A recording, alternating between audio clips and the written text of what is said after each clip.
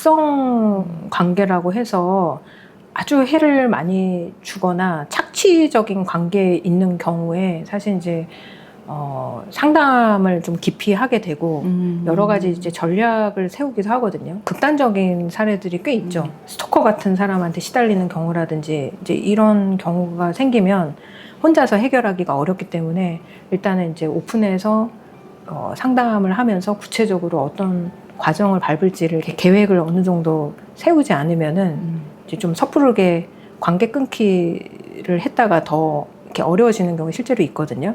그런데 이제 이런 극단적인 경우를 제외하고는 관계라는 것은 어떻게 보면은 굉장히 상호적이어서 내 쪽에서 어떤 관심을 덜 주거나 반응성을 덜 보이기 시작하잖아요. 그러면은 뭔가가 이렇게 조금씩 이렇게 멀어져서 자연스럽게 이렇게 정리가 되는 경우도 되게 많이 있어요. 자기가 힘들다고 하면서 저쪽에서 뭔가를 요청을 하면은 제가작 반응을 먼저 해버려요. 네네. 근데 그런 관계였기 때문에 이제 그동안에 이제 계속 휘말리거나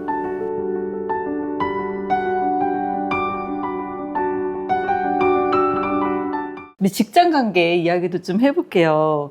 우리 여기 팀장님들의 이야기 같은데 이거 사심을 넣은 질문 같은데 후배한테 꼰대 아니야 이거? 네, 꼰대나 마이크로 매니징이라는 말을 들을 때 많은 분들이 되게 억울해하세요.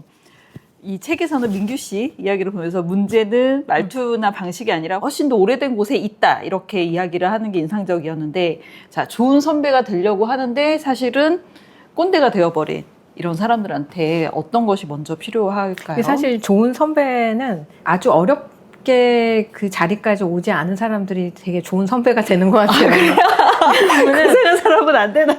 되게 어려워요. 그 자수성가한 분들 같은 경우에는 네. 자신이 큰 도움 없이 네. 그러니까 오로지 자기의 어떤 능력이나 노력을 메인으로 해가지고 그 자리까지 이렇게 오게 됐잖아요. 그러면은 그 지난한 길에 대한 어떤 자기 고생에 대한 그 위로가 아직 안 끝난 상태가 많아요. 그리고 한이 좀 남아있고. 그러니까 그때, 자기 고생에 대한 한. 네, 그때 내가 이렇게 구축한 어떤 뭐 시스템이면 시스템 이런 이제 이 사옥이 있잖아요. 그럼 여기에서 혜택을 보는 그 장면이 좋으면서도 자기의 아픔하고 이렇게 대조돼서 찌르게 되는 것 같아요. 그러니까 이런 못했는데. 그렇죠. 내가 이런 혜택을 받지 못한 상황에서의 그 부분하고 그 혜택을 이렇게 누리면서 하는데 뭔가 이렇게 성에 차지 않는 부순된 면이면서도 어려운 부분이죠. 그렇네요. 팀장들은 어떨까요? 팀장들은 사실 자수성가까지는 아니라도 한때는 팀원이었고 그 팀원으로서 열심히 일을 하고 일을 어느 정도 뭐 잘한다라는 인정을 받아서 팀장이 됐잖아요. 근데 팀원들한테 자신이 팀장한테 받지 못했던 것들을 팀원들한테 좀 해주려고 많이 노력하고 많이 가르쳐 주려고 하는데 잘 안 돼. 이런 경우가 되게 많죠. 그게 마음먹은 대로 안 따라오잖아요. 그쵸. 따라오지도 않고. 근데 그 자식 키우는 것처럼 사실 너무 다른 존재들이거든요. 나는 이런 거를 받았으면 참 잘했을 텐데 이제 이런 가정들이 실제로 이렇게 현실에서는 그 예상대로 안 나오잖아요, 반응이. 그러니까 그때 제일 힘들어하는 것 같아요. 근데 그러면 어떻게 해야지 되느냐. 나는 나고 쟤는 쟤다라는 거를 또 이제 계속 리마인드를 해야 되겠죠. 나에게는 좋은 방식이 이 사람들한테는 그렇게 효과적이지 않거나 큰 도움이 아닐지도 모르죠, 실제로. 나는 이게 이런 도움을 줬으면 너무 좋았겠다 싶은 것이 똑같지가 않다라는 거. 그리고 받는 사람 입장에서 항상 체감하는 게 또 다르잖아요. 그러니까 지금의 기준에서는 또 이 정도는 기본이야. 그러니까 항상 기본에 대한 차이 때문에 삼시세끼 먹기 어려운 시절을 기본으로 갖고 있으면 지금 세대하고는 전혀 말이 안 통하거든요. 합의된 기본이 필요하네요. 네, 그래서 컨센서스를 이루는 노력이 참 중요한 것 같아요. 근데 보통은 기본 아니야 할 때는 소위 상식이라는 개념을 갖고 있으니까 소통을 잘 안 해요. 그러니까 내 기본이 제 기본일 거라고 생각하든지 아니면은 그 기본을 못 따라오면은 아주 이상한 사람이거나 덜 된 사람이라고 그냥 분류를 하든지 그렇게 되는 것 같아요. 그리고 실제로 상식이 없는 사람이 있을 수도 있어요. 그렇죠. 맞아요. 그러면은 그 파악을 먼저 한 다음에 이거 기본 보통보다 뭔가가 떨어지면 떨어진다. 그러니까 오히려 이거를 받아들여야 어떻게 할지가 이제 또 이제 계획을 세울 수가 있죠. 그래서 이렇게 오픈 토크를 하다 보면은 그 기본에 대한 아이디어가 너무 달라서 놀랐다는 경우를 많이 봤어요. 그리고 되게 도움이 됐대요. 그 대화가 제일 도움이 됐대요. 같은 팀원이어도 여러 팀원이 있을 때 이 A 팀원과 B 팀원의 기본이 완전히 달라요. 왜 그렇게 다른지는 연구 대상인 것 같아요. 이게 개인 차이 같기도 하고 커리어를 어떤 방식으로 쌓아왔느냐도 저는 중요한 것 같아요. 대화를 해야 됩니다. 그래서 저희는 그래서 독서 경영을 합니다. 갑자기 독서 경영. 제가 독서 경영을 해요. 그러니까 2달에 한 권씩 책을 읽고 같이 이야기를 하는데 그것 때문에 해요. 기본이라는 건 언제든지 합의가 가능한데 그 합의된 것이 없을 때 이건 기본이지라고 하면서 너무 쉽게 이렇게 낙인 찍고 맞아요. 배척할까 봐 그것이 싫어서.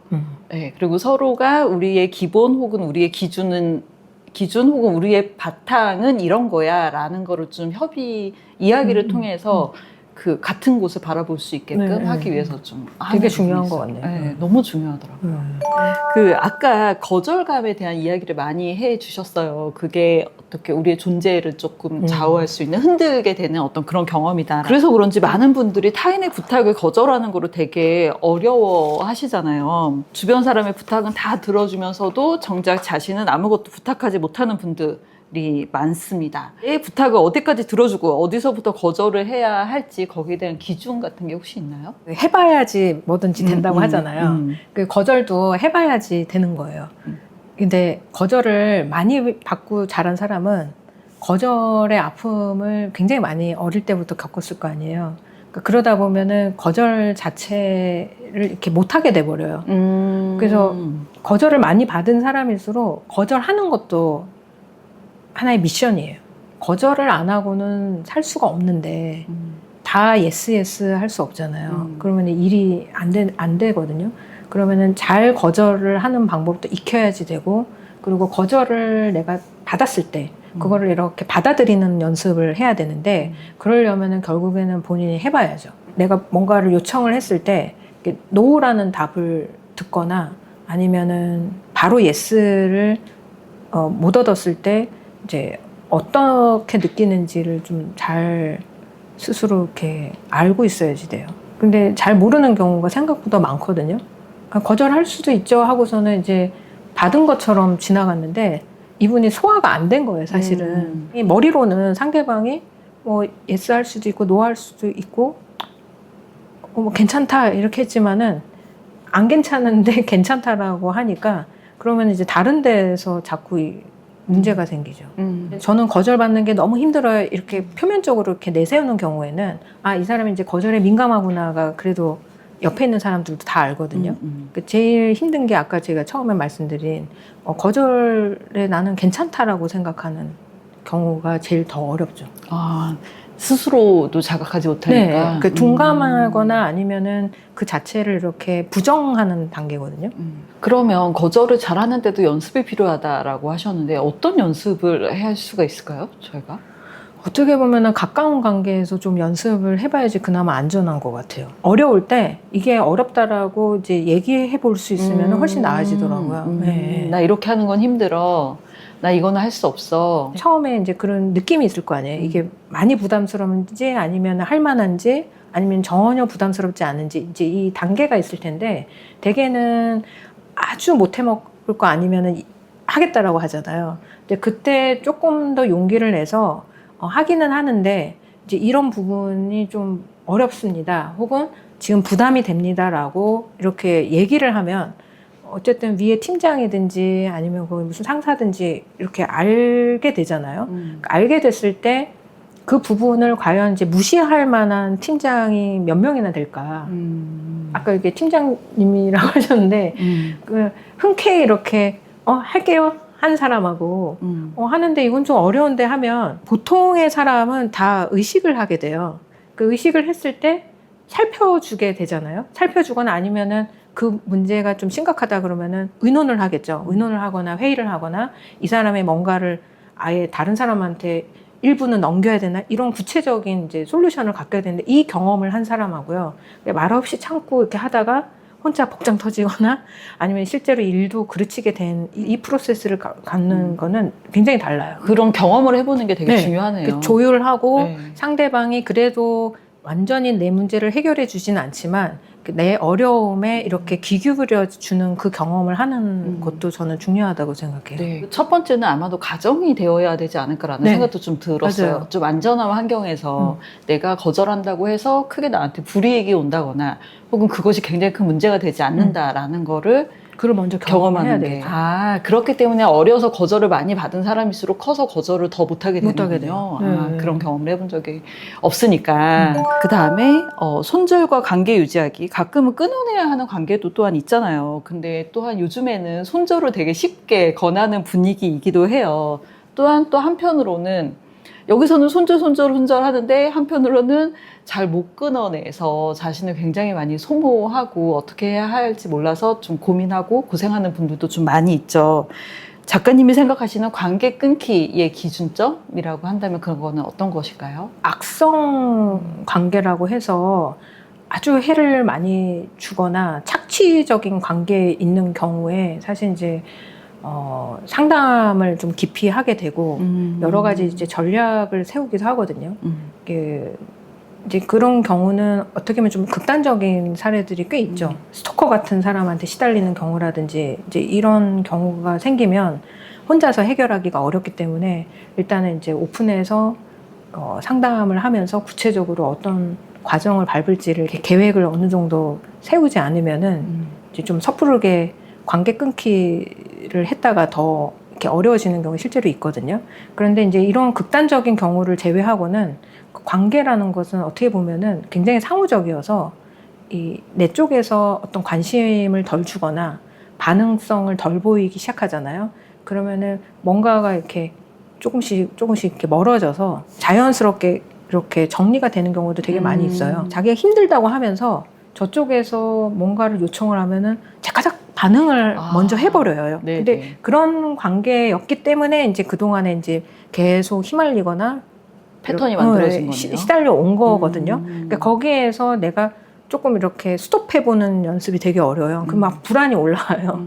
그러니까 말 그대로 이렇게 카톡에 예를 들면은 연락이 왔을 때 열일을 제쳐주고 이렇게 할 필요가 없는데 사실은 이렇게 늘 다른 일을 미루고 이렇게 뭔가 긍정적인 거를 뭔가 피드백을 해야 되는 그렇게 이렇게 되는 경우에는 일단은 이렇게 뜸하게 하는 거 그 자체도 되게 어려운데 하다 보면은 그럼 처음에는 너 왜 이렇게 답이 늦어? 뭐 이런 식의 답이 많지만은 그러니까 거기에 대해서 적절한 이유를 대거나 전에하고는 다른 반응을 이제 보이기 시작하잖아요. 그러면 관계도 조금씩 달라지게 돼 있어요. 반응하지 않는 것이 첫 번째네요. 네. 그러니까 전하고 똑같이 하지 않는 게 되게 중요한데 다른 선택을 하는 틀만 거. 이렇게 바꾸기 시작해도 뭔가 이렇게 변화의 조짐이 많이 생기죠. 저는 그리고 들으면서 최근에 그 모자무사 그거 보셨어요? 드라마? 아니, 못 봤어요. 아, 그래요. 거기에서 그 오정세가 안 보셨으니까 또 애매한데 엄청 반응해요. 구교환의 뭐 한마디에 본인도 괴로워하는데 계속 반응해요. 그런데 나중에 이제 자기 안에 어떤 그 죄책감, 열등감, 저 아이가 얘기했던 거를 내가 훔쳐서 그거를 가지고 대비했다. 라는 자기 안에 어떤 열등감이 있었다라는 거를 알고 그거를 좀 놓아버리게 되는 그러한 그 장면들이 나오거든요. 아, 이게 관계 끊기 기준점이 반응하지 않고 그 다음에 자기 안에 뭔가 있는지를 네네. 보는 것도 되게 중요하겠구나. 그러니까 이 사람이 불편한데 나는 왜 여기에 계속 부응하려고 할까? 그쵸. 부응하죠. 네. 네. 그리고 왜 이렇게 즉각적인 호응을 하고 있는가를 이제 봐야지 거기서 이제 답이 나오는 거거든요. 저기서 알아서 멀어지기를 기다리는 거는 그거는 이 관계 성격에선 전혀 맞지 않는 거예요. 그 부응을 하는데 그거를 마다할 이유가 없거든요, 상대방이. 그게 좋아서 계속 나랑 그쵸. 연결이 됐는데 그러면은 내가 저쪽에다가 뭔가를 알게 모르게 제공하는 것을 이렇게 안 하기 시작해야지 저쪽에서도 이제는 얻을 게 없구나 해서 가든지 아니면은 얘가 왜 이러지 해서 정말로 이제 관계를 더 회복하고 싶으면은 저쪽에서 이제 나를 존중을 하거나 뭔가 내 형편을 이렇게 살피려는 노력을 이제 하게 되는 것이지, 이제 내 쪽에서 똑같이 하는데 상대가 알아서 뭔가 뿅 하고 변화되길 바라는 거는 어떻게 보면 이렇게 매지컬한 싱킹이라 그래서 이제 뭔가 변했으면 좋겠다. 좀 무기력한 상태에서 할 수 있는 어떤 환상 같은 환타지네, 거예요. 환타지. 내가 대각성을 하게 되면 그때 오히려 바뀌게 돼요. 그렇죠. 내각성은 나만 할 수 있으니까. 네. 내 뚜껑은 나만 열 수 있는 것처럼. 맞아요. 네. 자, 이제 마무리 질문 딱 2개만 네. 할게요. 책을 쓰시면서 작가님 안에도 변화가 생겼을지 좀 궁금해요. 이 책을 쓰기 전과 쓰고 난 후에 관계를 바라보는 시선이나 작가님이 스스로를 대하는 방식이 어떻게 좀 달라지셨나요? 이 책 쓰면서 이제 제 관계도 되게 많이 돌아보게 돼요. 쓰면서도 또 정신 분석을 한다는 거는 이 사람의 감정과 그 이면에 훨씬 더 초점을 많이 두고 살게 되거든요. 근데 이 관계는 보이는 거잖아요. 이렇게 보이는 것이 다가 아니라 그 이면에 사람들이 각각이 느끼는 감정이 얼마나 다양하고 중요한지를 이렇게 좀 많이 알렸으면 좋겠다. 그런 생각을 되게 많이 하면서 아이들을 이렇게 대할 때나 특히 집에서 이렇게 가족들하고 있을 때 제가 못 참는 부분들을 많이 보게 됐어요. 그래서 그 부분들을 이렇게 견디려고 하니까 이게 좀 뭔가 효과가 있는 그런 생각을 많이 했어요, 실제로. 아까 이렇게 팍 반응하려고 하는 것들을 이러지 말아야지 하면서 조금 기다린다 그럴까요? 이게 왜 그래? 막 이렇게 하는 것들을 조금 이제 기다리게 되면은 그 기다림에서 뭔가가 다르게 느끼는 것 같아요, 가족들이. 뭔가 이렇게 더 인정받고 존중받는 느낌을 확실히 갖게 되는 것 같아요.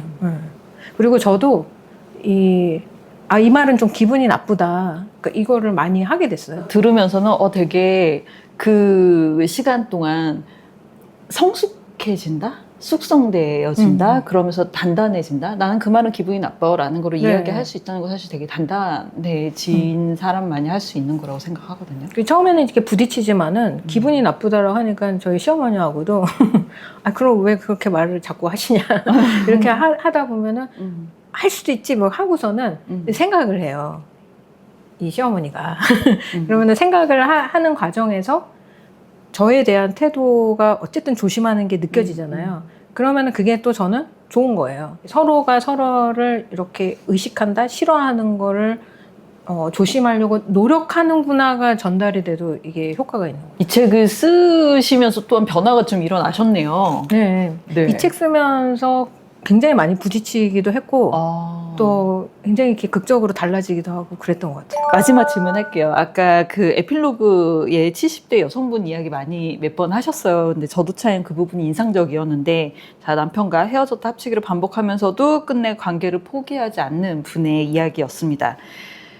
작가님은 독자들이 이 책을 덮는 순간 어떤 감정 혹은 어떤 마음을 가져갔으면 좋겠다라고 생각하시는 거 있으세요? 70대 여성분이 이렇게 합쳤다, 이렇게 뭐 헤어졌다, 이거를 반복하는 동안에 그 주변에 있는 특히 이렇게 자녀분들이 이제 어떤 생각을 많이 했을까요? 근데 보면서 답답해하기도 하고 이제는 이제 정리를 해라, 이런 얘기를 제일 많이 들었거든요. 저도 이렇게 들으면서 좀 미련한 부분이 있나라는 생각이 들 정도였어요. 근데 이제 이 책에 이렇게 넣은 이유도 우리가 저 사람 왜 이렇게 딱 부러지게 정리를 못해, 이게 좀 지지부진하고 미련해 보이잖아요. 사람이 좀 어리석게 보이고. 근데 제가 어떤 말에 이렇게 저도 인사이트를 얻어내면 근데 저 한 사람을 보니까 인생이 짠하잖아. 그러니까 이 사람도 가정의 어떤 맛을 보면은 이렇게 어차피 이제 늙어서 죽을 건데 더 좋지 않냐라는 말이 좀 놀라웠거든요. 물론 본인 문제도 있겠지만 이 사람을 어쨌든 짠하게 보는 부분이 그러네요. 조금이라도 있으니까 이제 이런 그게 미련의 가능해요. 형태로 나오는구나. 저는 그렇게 생각했거든요. 연민이라고 우리가 계속 얘기를 했잖아요.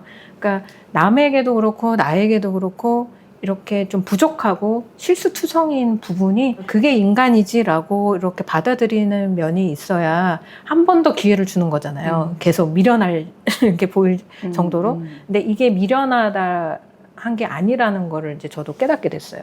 사람 사리가 원래 이렇게 딱 부러지고 탁탁탁탁 정리가 되고 깔끔한 거랑은 아무 상관이 없구나. 인간관계는 약간은 이렇게 어수선하고 좀 지저분한 구석도 있고 그냥 우리 삶하고 똑같다라는 생각을 많이 했고요. 그래서 이렇게 이상한 지점도 있고 좀 실수투성이도 있고 그 가운데에서 나도 이렇게 항상 똑바른 자세만 유지하는 게 능사가 아니라 나도 좀 흐트러질 수도 있고 뭐 때로는 저는 버럭할 수도 있다고 보고 있고 잘잘못에 대한 부분을 이렇게 솔직하게 인정할 수 있는 거, 그러니까 그 과정들을 통해서 서로 더 친해질 수 있는 것 같아요. 그래서 항상 정자세만 유지를 할 수 없는 거를 빨리 받아들여야 되겠다. 네, 우리가 그런 환상을 많이 가지고 있어요. 관계에서 얼마나 이렇게 우아하게 내가 상대를 품위 있게 대할 것인가. 그런 환상이 있죠. 네, 환상이 있고 네, 그러고 네. 싶어 하거든요. 네, 그 네. 유튜브에 그런 사람들 보면은 저 사람은 어쩌면 저렇게 그치, 우아해. 저는 이제 그 우아함을 이렇게 내려놓기로 했어요. 우아함을 내려놓고 네. 있는 그대로 일상 생활 속으로 들어가서 지지고 볶고라는 말을 요새는 좀 많이 생각을 해요. 그러니까 옛날 분들이 지지고 볶고 사는 거지 하는데 그 지지고 볶고 하는 것을 스스로 이렇게 경험할 수 있어야지 되겠다. 환상을 내려놓고 일상에서 지지고 볶고 하면서 네. 찌질한 사람, 찌질한 네, 약간 당신과 찌질한 모습도 보이고 네. 너도 찌질하다, 네. 나도 찌질하다 네. 하고 그렇지만 우리가 이 부분은 더 나아졌다, 이 부분은 훌륭하네 이렇게 얘기할 수 있으면 너무 좋죠. 네, 그것을 인정하고 받아들이는 네, 거. 그러면 훨씬 더 나은 모습이 되는 것 같아요. 아. 그 직장에서도 너무 이렇게 교양 있는 팀장의 모습이 아니고 네. 약간은 속상해도 했다가 이러면 안 되지 그러면서 다 잡는 모습도 보였다가 또 때로는 약간 무너지는 모습을 보여도 저는 괜찮은 것 같아요. 그거 보인다고 우리가 내치거나 싫어하거나 미워하지 않죠. 그것이 다 사람 사는 모습인데. 네. 그리고 그것이 다 사실은 과정이고 그 안에서 우리가 또 살아가고 성장하는 거고. 그렇게 무너졌다가 다시 이렇게 회복되는 모습을 볼 때 그 주변에 있는 사람도 더 힘을 얻는다고 해요. 그래서 되게 역설적으로 아이들이 엄마 아빠가 이렇게 고상하고 좋은 모습으로 있을 때 안정감을 느끼는 게 아니라 이렇게 힘들어하고 뭐 화도 내고 이런데 그걸로 끝나면은 트라우마지만은 그러고 나서 이렇게 회복이 돼서 더 나아지는 것을 볼 때 아이들도 거기에서 안정감을 얻고 더 나도 나아질 수 있구나 이런 희망을 받는다고 해요. 용기가 생깁니다. 네. 사람에서 또 우리 모두를 위한 심리학으로서 어른 되면 관계가 쉬워질 줄 알았는데 성유미 작가님과 다양한 이야기를 잘 들었습니다. 네, 감사합니다. 네, 감사합니다. 작가님. 네.